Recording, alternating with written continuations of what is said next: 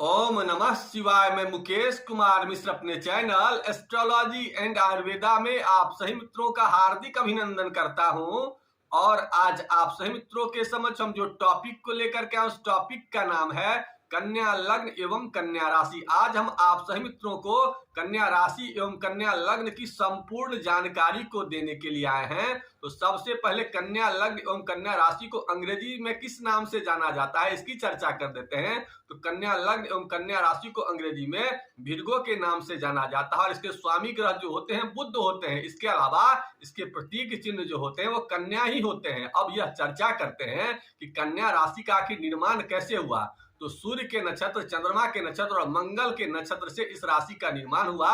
सूर्य के नक्षत्र उत्तरा, चंद्रमा के नक्षत्र हस्त और मंगल के नक्षत्र चित्रा से इस राशि का निर्माण हुआ, जिसके अंतर्गत इनके जो अक्षर होते हैं विशेषता वह टो लेटर, प लेटर, पी लेटर, पू लेटर, सौ लेटर, नौ लेटर, ठ लेटर, पे लेटर और पो लेटर, ये 9 अक्षरों से इस राशि का निर्माण हुआ, जिसके अंतर्गत जो कन्या राशि आती है। इसके अलावा अगर आप में कन्या राशि अगर आपका है तो आपके ये 9 लेटर जरूर ही होंगे। इसके अलावा अब यह बात करते हैं कि कन्या राशि की राशिवर संख्या क्या होती है। तो कन्या के राशि की जो राशिवर संख्या होती है वो छठी होती है। छठी होने के कारण विशेषतः ये देखा जाता है कि पेट पर इनका विशेष रूप से अधिकार क्षेत्र होता है और नस नाड़ी पर विशेष रूप से, ये आंत पर विशेष रूप से आंतरिक तौर पर देखते हैं। इसके अलावा प्रकृति इनकी जो होती है वायु तत्व एवं शीत प्रकृति इनकी होती है और विशेषता इनके तत्व में अगर देखा जाए तो पृथ्वी तत्व के विशेष रूप से ये स्वामी होते हैं। इसके अलावा इनका वर्ण अगर देखा जाए तो पिंगल वर्ण के नाम से इन्हें जाना जाता है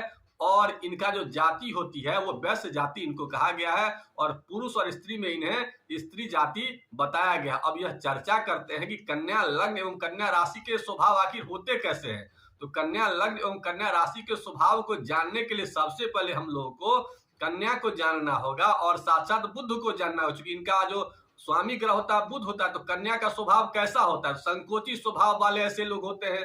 बुध का स्वभाव कैसा होता है, तो इंटेलिजेंट ऐसे लोग होते हैं, व्यापारिक बुद्धि वाले होते हैं, गणित लेखन में विशेष रुचि लेते हैं और इंटेलिजेंट लोग बदलाव के तुरंत शौकीन होते हैं और तर्क संगत बात करने वाले होते हैं, तार्किक होते हैं और ब्रिलियंट मस्तिष्क के स्वामी होते हैं और परिस्थिति से सहजता करने में अग्रणी होते हैं और बदलाव के तो शौकीन ही हैं। और बोली इनकी सबसे अच्छी मीठी बोली होती है और उम्र से कम दिखते हैं ऐसे लोग, क्योंकि बुध जो है ना युवराज होते हैं, इसलिए कम ऐसे लोग उम्र में दिखते हैं। इसके अलावा कुशल वक्ता होते हैं, परंपरावादी होते हैं, अपने पूर्वजों के संस्कार को लेकर के चलने वाले होते हैं और इनकी स्मरण शक्ति बहुत ही अच्छी होती है। और सबसे बड़ी खासियत क्या होती है कि ऐसे लोग मैनेजमेंट करने में विशेष माहिर होते हैं, कम सामानों में भी अपने आप को मैनेजमेंट करते हैं, ऐसे विशेष लोग होते हैं कन्या लग्न एवं कन्या राशि वाले।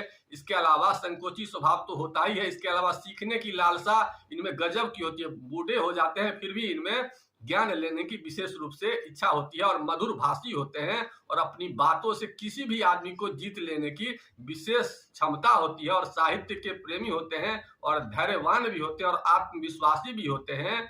और इनका जो है ना विशेष रूप से एक और चीज अच्छा होता है कि ऐसे लोग स्वभाव से धार्मिक भी होते हैं और किसी भी को प्रभावित कर करके उस पर विजय प्राप्त करने की विशेष इनमें गुण होता है। ये सब गुण आपके अंतर्गत अगर है तो समझ जाएं कि आपकी लग्न या राशि आपका विशेष तौर पर बुध है और बुध का जो स्वामी होता है विशेषतः चूंकि बुध इस राशि में उच्च के होते हैं तो कन्या ही है। और ऐसे लोग ज्योतिषी वगैरह में भी विशेष पारंगत होते हैं, ज्योतिष के ज्ञान को लेने में या उसमें विशेष दिलचस्पी भी रखते हैं कन्या लग्न एवं कन्या राशि के। तो ये सब विशेष गुण होते हैं। अब यह चर्चा करते हैं कि इनके जो अच्छे प्लैनेट कौन कौन इनके लिए सपोर्टिव प्लैनेट होता है। तो कन्या लग्न वालों के लिए जो मुख्य ग्रह होता है वो बुध होता है और बुध के जो विशेष मित्र होते हैं वो शनि होते हैं और शुक्र होते हैं। और चूंकि इनका भाग्येश जी जो होता है वो शुक्र ही होता है तो शुक्र इनके लिए सबसे अच्छा है। और इनका जो पंचम घर का स्वामी होता है वो शनि होता है, चूंकि 10 नंबर वहां पर लिखा होता है। तो शनि और शुक्र इनके विशेष मित्र होते हैं। तो जितना अच्छा बुध होगा कुंडली में, शुक्र होगा और शनि होगा, उतने ये लोग तरक्की करेंगे। अब यह बात करते हैं कि इनके धन के क्षेत्र कौन कौन होते हैं। धन के क्षेत्र का जो स्वामी होता है इनके कुंडली में वो शुक्र होता है, चूंकि द्वितीय घर का स्वामी जो होता है इनके कुंडली में वो 7 नंबर लिखा होता है, 7 नंबर का स्वामी शुक्र होता है। और एकादश भाव का जो स्वामी होता है इनके कुंडली में वहां 4 लिखा होता है, चंद्रमा होता है। तो चंद्रमा जितना मजबूत होगा और शुक्र जितना मजबूत होगा, ऐसे लोग की धन की स्थिति उतनी ही अच्छी होगी। अब यह बात करते हैं कि इनके चतुर्थ भाव का जो स्वामी होता है वो गुरु होता है, और गुरु जो है इनके चतुर्थ भाव का स्वामी है, तो जितना ज्यादा गुरु मजबूत होगा उतना इनका सुख भी बढ़ेगा और गाड़ी घोड़ा की भी सुख मिलेगी और माँ की स्थिति भी अच्छी रहेगी, क्योंकि चतुर्थ भाव माँ का भी कारक होता है। अब इनके पत्नी वगैरह या पति वगैरह के कुंडली में कैसे देखते हैं, तो सप्तम भाव से देखते हैं, तो सप्तम भाव का भी स्वामी गुरु होता है। तो गुरु के मजबूत होने से इनके वैवाहिक जिंदगी भी अच्छी जाएगी। तो साथ साथ इसके अलावा अब यह बात करते हैं कि कर्म भाव का स्वामी जो है इनका बुध होता है, तो कर्म के जो भी काम करेंगे ऐसे लोग वो बुध के मजबूत होने से ही करेंगे। बुध जितना मजबूत होगा, चूंकि बुध लग्नेश भी है और दशम भाव का स्वामी भी है, तो बुध जितना मजबूत होगा ऐसे लोग उतना ही तरक्की करेंगे। अब यह चर्चा करते हैं कि इसका क्या उपाय करें कि ऐसे लोग खूब तरक्की करें।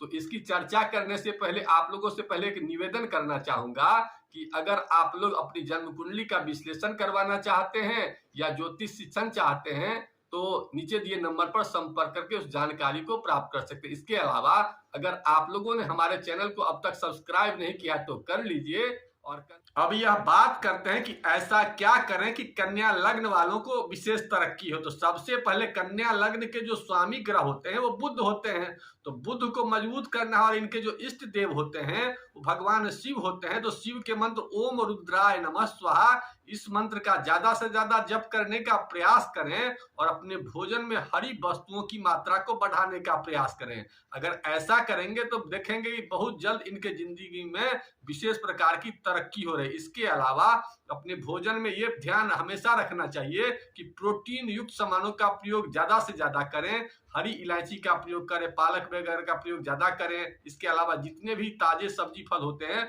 उसका प्रयोग ज्यादा से ज्यादा करने का प्रयास करें और पेड़ पौधा की विशेष रूप से सेवा करें ऐसे लोग। इसके अलावा नंगे पांव कभी कभी खुले घास पर टहलना चाहिए और अंकुरित सामानों का अपने भोजन में ज्यादा से ज्यादा प्रयोग करने का प्रयास करना चाहिए। इसके अलावा आप बहन बुआ और बेटी का विशेष रूप से सम्मान कीजिए और बुधवार को जा करके उनसे या तो मिलिए, नहीं तो किसी प्रकार का गिफ्ट देने का प्रयास करिए। इसके अलावा और क्या कर सकते हैं, तो आप हिजरा वगैरह कहीं मिले तो उससे उसकी सेवा करिए। अगर आपका बुद्ध बहुत कमजोर है तो कुछ रुपया उन्हें दे करके उनसे सिक्का लेने का प्रयास कीजिए।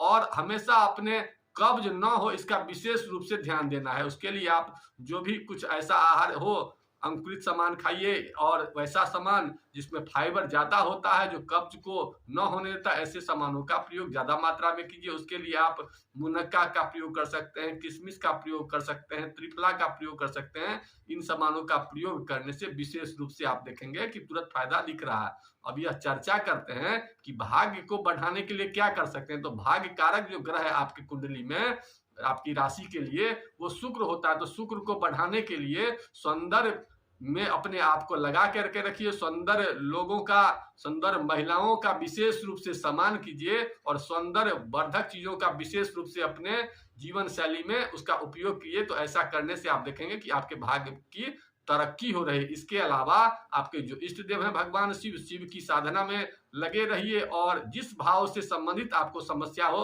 अगर विवाह से संबंधित समस्या हो तो गुरु को मजबूत कीजिए। अगर आपके कर्म भाव से संबंधित अगर समस्या हो तो दशम घर है उसको मजबूत कीजिए। ऐसा अगर आप करेंगे तो आप देखेंगे बहुत जल्द आपके जिंदगी में एक विशेष प्रकार की तरक्की की संभावना हो रही है। इन्हीं बातों के साथ आज के एपिसोड को यहीं समाप्त करते हैं। आप लोगों ने वीडियो देखा इसके लिए बहुत बहुत धन्यवाद। अगर वीडियो अच्छा लगा तो लाइक करिए और किसी प्रकार की मन में कोई शंका है तो उसे कमेंट बॉक्स में लिखिए, मैं उस शंका का समाधान देने की कोशिश करूंगा। इन्हीं बातों के साथ आज के एपिसोड को यहीं समाप्त करते हैं। ओम नमः शिवाय।